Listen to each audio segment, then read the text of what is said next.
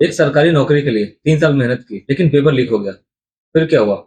UP police भर्ती परीक्षा में नकल कराने वाले आरोपी को एसटीएफ ने दबोच लिया। पीआरओ एआरओ पेपर लीक मामले में एसटीएफ ने बड़ा एक्शन लिया। यूपी टीईटी यानी टीचर एलिजिबिलिटी टेस्ट का पेपर लीक होने के चलते परीक्षा को रद्द कर दिया गया। क्या आपने कभी सोचा है, इतनी मेहनत करने के बावजूद लाखों छात्र असफल क्यों हो जाते हैं?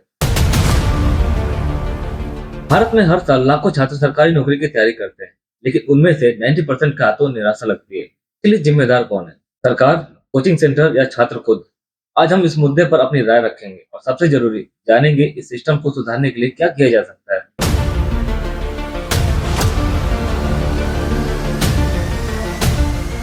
पहले बात करते हैं छात्रों की गलतियां। हमारे सामने दो तरह के छात्र होते हैं, एक जो मेहनत तो करते हैं लेकिन गलत दिशा में, और दूसरे जो स्मार्ट तरीके और सही प्लानिंग के साथ तैयारी करते हैं। अब इसको एक एग्जाम्पल के जरिए समझते हैं। मनीष कुमार बिहार के एक छोटे से गांव का लड़का, जिसके पास ना तो इंटरनेट था और जो किताबें थी वो भी बहुत पुरानी थी। उसने सरकारी लाइब्रेरी में बैठकर पढ़ाई की।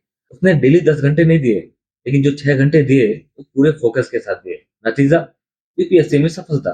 समस्या ये नहीं है कि आप कितनी देर पढ़ते हैं, बल्कि ये है कि आप कैसे पढ़ते हैं। दूसरी सबसे बड़ी गलती है डिस्ट्रैक्शन। मोबाइल, सोशल मीडिया और फालतू की चर्चाएं। अगर आप 6 से 8 घंटा पढ़ाई करते हैं, लेकिन 3 से 4 घंटे मोबाइल में बिजी रहते हैं, तो मेहनत बेकार है। इसके लिए सबसे ज्यादा जरूरी है डिसिप्लिन। इसको एक कोट से समझते हैं। डॉक्टर एपीजे अब्दुल कलाम कहते थे, अगर आपको अपना भविष्य बदलना है, तो इसके लिए आपको अपनी आदतें बदलनी होंगी। अब बात करते हैं सरकार की। सरकारी भर्तियां समय पर नहीं होती हैं। एग्जाम के नोटिफिकेशन तो आते हैं, बट उसको कैंसिल कर दिया जाता है। और सबसे बड़ा मुद्दा है पेपर लीक। जब लाखों छात्र कड़ी मेहनत करते हैं और पेपर लीक हो जाता है, तो क्या ये उनकी मेहनत की बर्बादी नहीं है?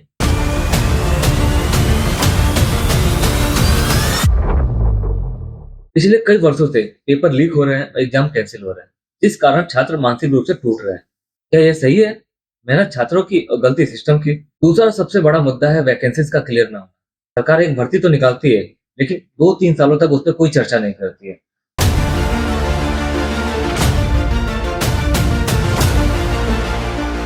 इस कारण छात्र मानसिक रूप से तनाव में चले जाते हैं। सरकार को ये सिस्टम सही करना होगा। इसमें ट्रांसपेरेंसी और समय पर भर्ती करनी होगी। अब बात करते हैं कोचिंग सेंटर्स की।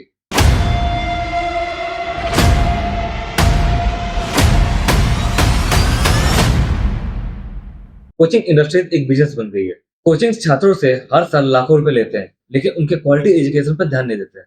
एक बैच में 500 से 1000 छात्रों की भीड़ होती है, और हर साल एक नया बैच निकालकर बस पैसे कमाने की होड़ लगी रहती है।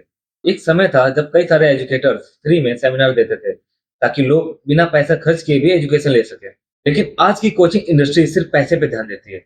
अगर कोई वाकई में छात्रों की मदद करना चाहता है, उन्हें भी सस्ती एजुकेशन पर ध्यान देना चाहिए। क्या कोचिंग सेंटर्स को छात्रों की सफलता की परवाह है? अगर हाँ, तो स्कॉलरशिप प्रोग्राम क्यों नहीं पढ़ाए जाते?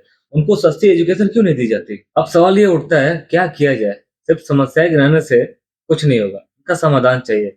वैसे आपकी क्या राय है? हमें कमेंट में जरूर बताइए। छात्रों के लिए हमारा सुझाव: सही रणनीति अपनाइए, टाइम मैनेजमेंट कीजिए, डिजिटल प्लेटफॉर्म का सही इस्तेमाल करें और अपनी मेंटल हेल्थ का ध्यान रखें। कई छात्रों ने यूट्यूब से पढ़ाई करके यूपीएससी और एसएससी जैसे एग्जाम्स क्लियर किए हैं। अगर पैसा नहीं है तो भी हार मत मानो, इंटरनेट का सही इस्तेमाल करो। सरकार के लिए हमारा सुझाव: भर्ती प्रक्रिया में ट्रांसपेरेंसी लाएं, समय पर रिजल्ट डिक्लेयर करें। अगर एक निजी कंपनी समय पर हजारों लोगों को नौकरी दे सकती है, सरकार ऐसा क्यों नहीं कर सकती? कोचिंग संस्थानों के लिए हमारा सुझाव: क्वालिटी और सस्ती एजुकेशन दें, समय समय पर स्कॉलरशिप लेकर आए और छात्रों को एक बेहतर गाइडेंस दें। कुछ कोचिंग संस्थान छात्रों को मुफ्त में शिक्षा देते हैं, जिससे गरीब बच्चों को फायदा होता है। ऐसा सभी को करना चाहिए। दोस्तों, बदलाव लाना हमारे हाथ में है।